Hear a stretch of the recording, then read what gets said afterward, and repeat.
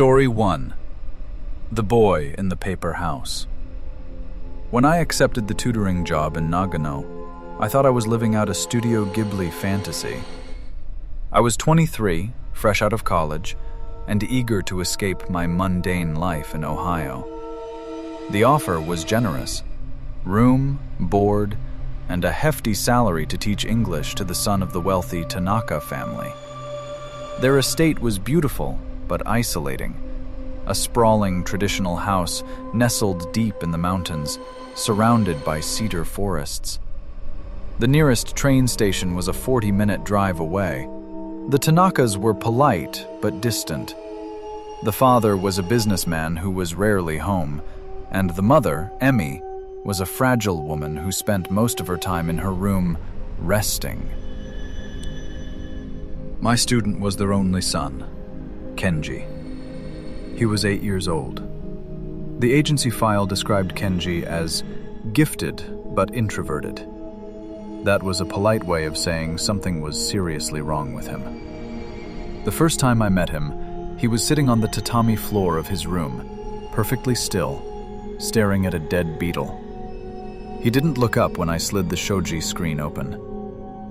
"Hello, Kenji-kun," I said, using my best cheerful teacher voice. "I'm Sarah." He slowly turned his head. His eyes were devoid of any childish curiosity. They were cold, flat, and assessing. "You smell like milk," he said in perfect, unaccented English. I laughed nervously. "Do I?" "The last one smelled like cigarettes," he continued, turning back to the beetle. She didn't stay long. That should have been my first red flag. The first few weeks were manageable, but unsettling. Kenji was brilliant. He soaked up vocabulary like a sponge, but he used it to say the most disturbing things. During a lesson on animals, instead of "the cat runs," he wrote, "the cat stops breathing if you hold it tight enough." When I corrected him, he just smiled. A tight, mirthless expression that didn't reach his eyes. Things escalated quickly. Small items from my room started disappearing. My hairbrush, a tube of lipstick, a photo of my parents. I asked Emmy about it, but she just bowed apologetically and said, "Kenji is playful. Please forgive him." Then came the night of the cicadas. It was midsummer, and the sound of cicadas in the mountains was deafening. I woke up around 2 a.m. because my room felt unusually cold. The sliding door to the garden was wide open. I got up to close it, and my bare foot stepped on something sharp. I yelped and hopped back, turning on the light. Scattered across my futon and the floor were dozens of dead cicadas. Some were crushed, their fluids staining my white sheets. Others were arranged in a perfect circle around my pillow. In the center of the circle lay my missing hairbrush, with all the bristles cut off. I felt sick. I knew it was Kenji. I locked my door that night, or at least I tried to. The old sliding doors didn't really lock, they just latched.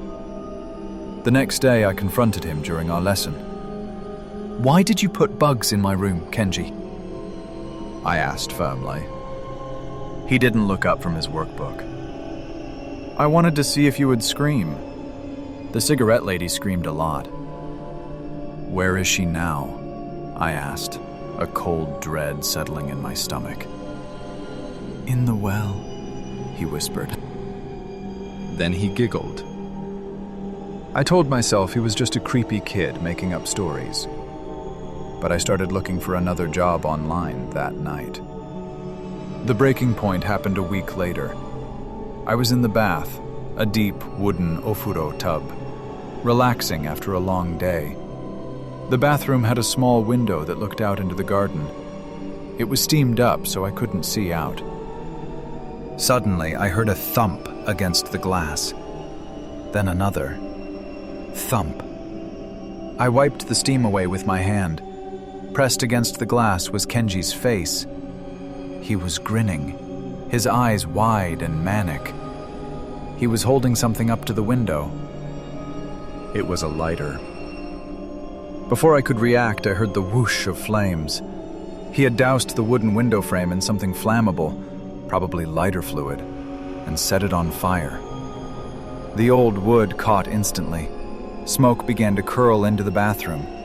I scrambled out of the tub, wrapping a towel around myself, choking on the smoke. I tried the door, but it wouldn't budge. Someone had wedged a heavy object against it from the outside. "Kenji, open the door!" I screamed, banging on the wood. Through the crackling of the fire, I heard his voice, calm and melodic. "The milk is boiling now."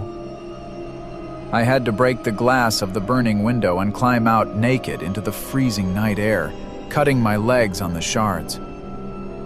I ran to the neighbor's house, a mile down the road, screaming for help. When the fire department put out the blaze, they found Kenji sitting in the garden, roasting marshmallows over the smoldering ruins of the bathroom. He told the police I had fallen asleep with a candle. The Tanakas paid me a settlement to leave quietly and not press charges. I took the money and flew back to Ohio the next morning.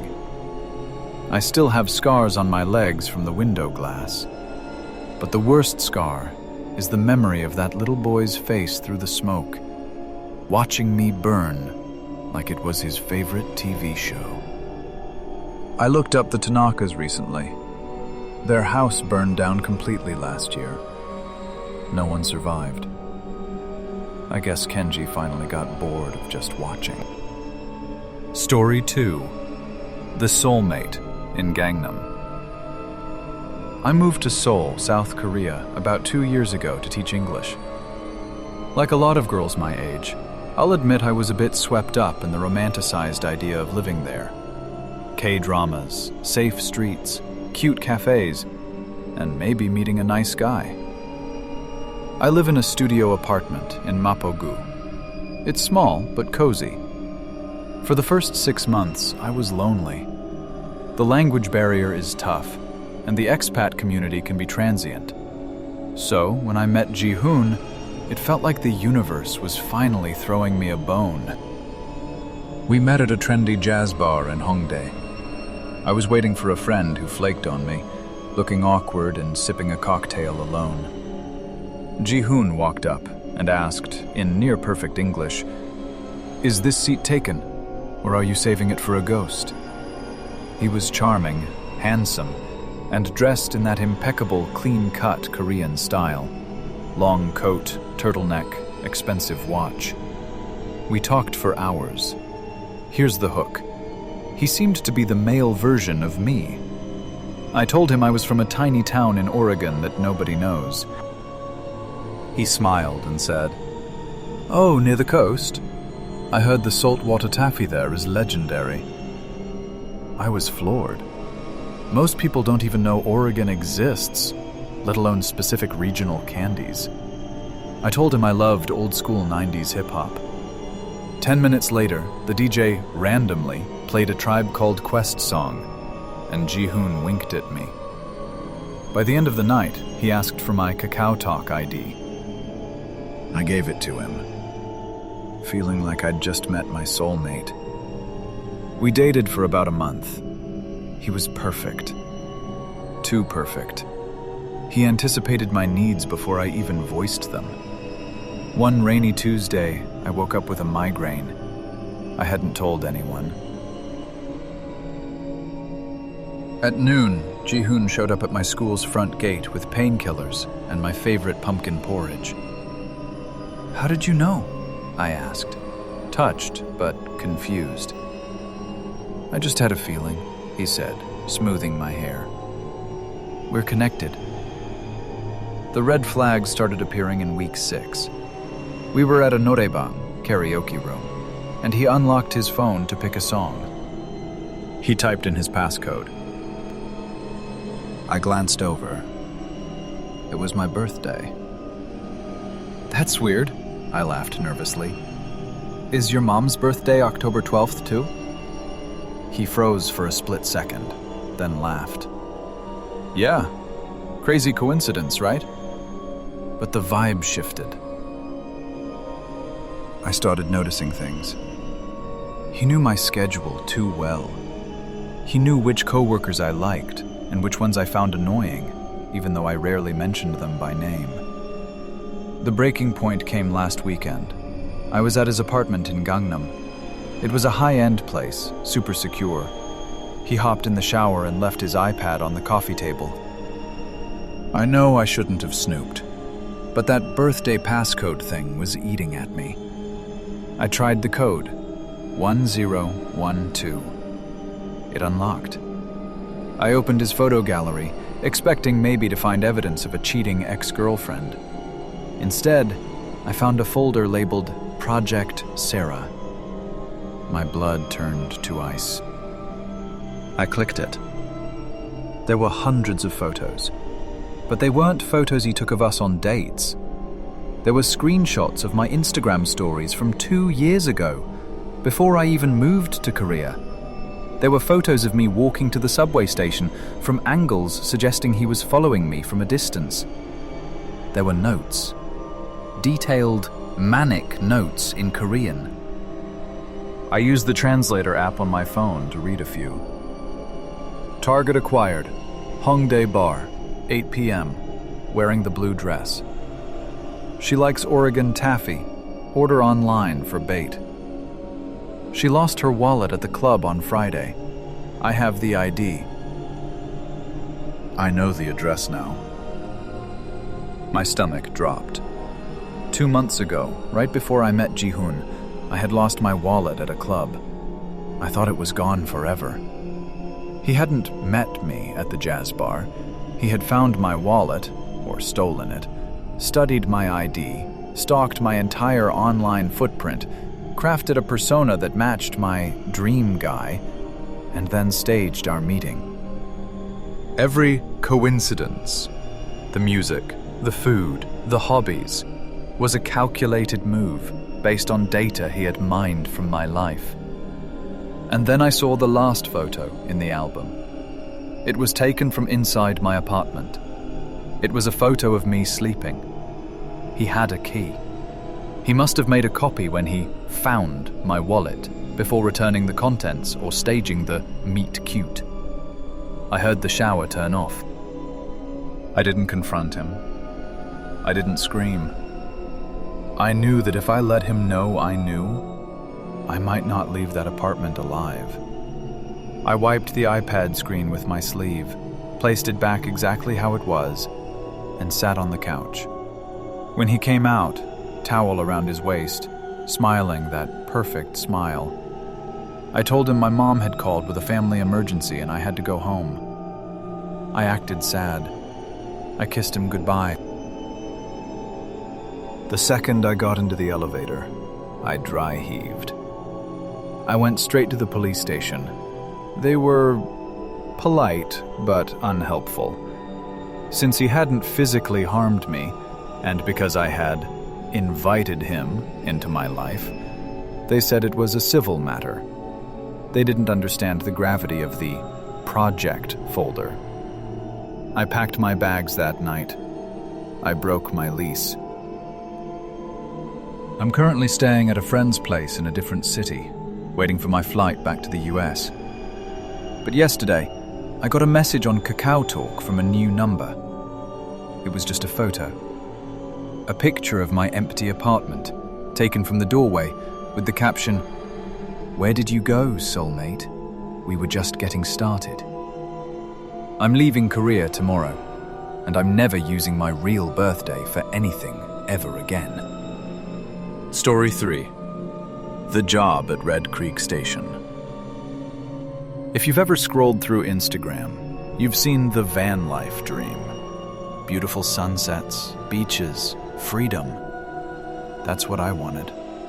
I was 22, taking a gap year before law school, and I decided to backpack across Australia. But Australia is expensive. After 2 months of partying in Sydney, my bank account was running on fumes. I needed money, fast. I went on Gumtree, which is like the Craigslist of Australia, and found a listing for farm hands wanted at a cattle station in the Northern Territory. The post was written by a woman named Claire. She sounded like the salt of the earth, friendly, maternal. She offered great pay, free room and board, and said I'd be helping look after her 3 kids and feeding the horses. We video chatted once. The connection was terrible, just a pixelated blur and choppy audio. But Claire seemed nice. She laughed a lot, talked about how much her daughters would love an American big sister. It felt safe. I booked a flight to Alice Springs. For those who don't know, the Alice is literally in the middle of nowhere. It's red dirt and heat for 1,000 miles in every direction. I landed around 2 p.m. I expected Claire to be there. Instead, I got a text. "Hey, love. Stuck with a bogged calf at the creek. My brother-in-law Bluey is picking you up in the white Land Cruiser. See you soon." I was disappointed, but not worried.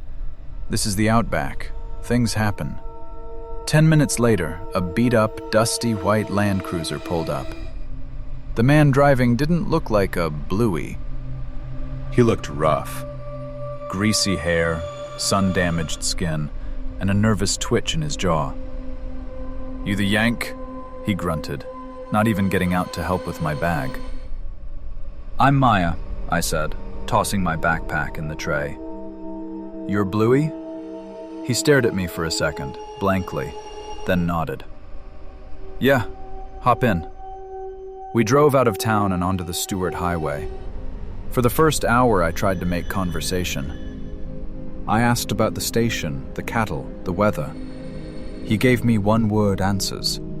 "Yep," "Nah," "Hot." Then we turned off the paved highway onto a dirt track. Red dust billowed up behind us, choking the view. My cell service dropped from 1 bar to SOS only. The vibe in the cab shifted. It felt heavy. "So," I said, trying to break the tension.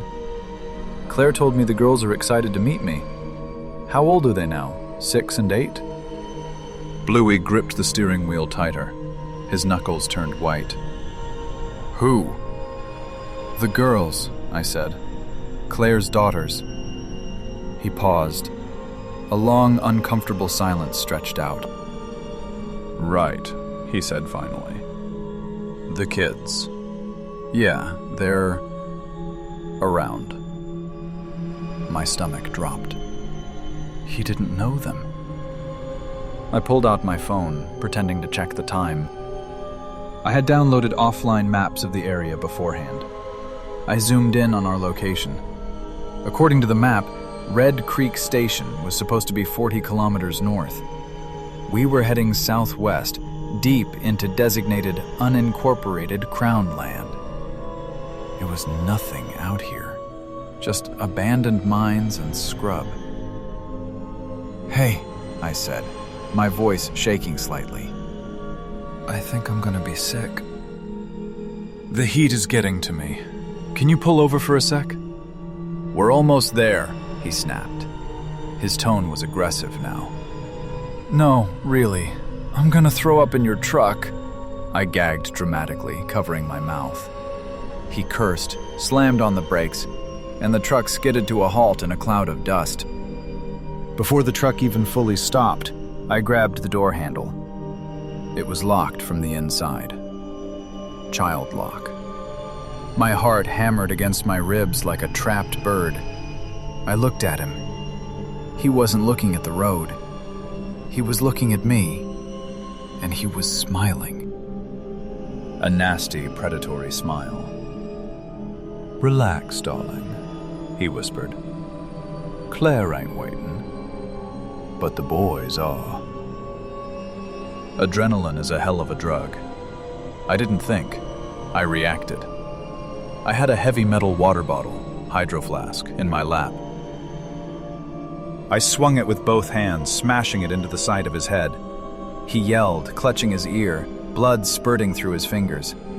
I scrambled over the center console, unlocked the driver's side door, and threw myself out onto the red dirt. I didn't grab my bag, I just ran. I ran back toward the main highway. I ran until my lungs burned and the soles of my shoes felt like they were melting. I heard the truck engine revving behind me, turning around. I dove into a dried-up creek bed, hiding under a tangle of dead branches, holding my breath. I watched the white Land Cruiser drive slowly past, hunting. He did 2 loops before speeding off in the other direction. I walked for 6 hours back to the highway. A road train, one of those massive 4-trailer semi-trucks, saw me waving my shirt and stopped. The driver, a terrifyingly large man named Big Dave, was actually an angel. He gave me water and radioed the police immediately. The police investigated. There was no Red Creek station. The coordinates led to a derelict mining shack. The phone number Claire used was a burner phone bought in a supermarket. And the man? The description didn't match anyone local, but the police told me that stretch of highway is notorious for disappearances. Backpackers go missing there all the time. I flew home to Chicago the next day. I left my clothes, my camera, everything in that truck.